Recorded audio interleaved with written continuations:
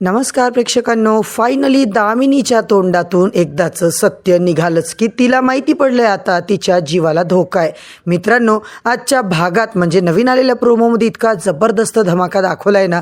दामिनी आता इराच्या मागे मात्र लागलीये. रक्ताने माखलेले हात बघून धैर्याला सुद्धा धक्का बसलाय. होय प्रेक्षकांनो, मालिकेमध्ये खूपच इंटरेस्टिंग असा ट्विस्ट आपल्याला पाहायला मिळतोय. मालिका आता कुठल्या वळणावरती जाताना पाहतोय आपण प्रेक्षकांनो.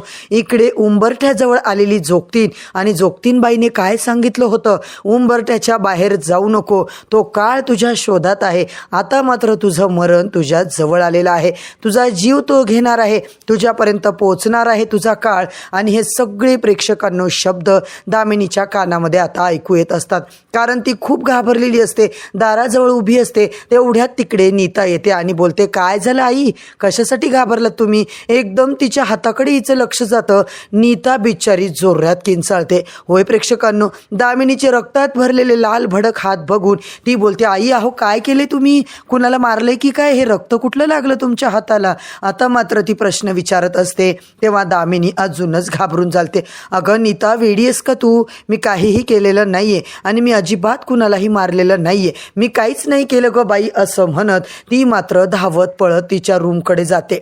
इकडे मात्र प्रेक्षकांनो नीता सावी मस्त हसायला लागतात. त्यांचा प्लॅन आता सक्सेसफुल झालेला असतो. आणि इकडे ती जेव्हा रूममध्ये जाते तेव्हा मात्र दामिनी विचार करते की ती जोगतीन कोण होती? ती जोगतीन अशी कशी काय बोलली? ती जोगतीन असं कसं बोलू शकते? आणि मला कोण शोधत असेल? आता हे सगळं काय चाललंय काय नाही, मला तर काहीच कळत नाहीये. इकडे दामिनी पुरती घाबरलेली असते.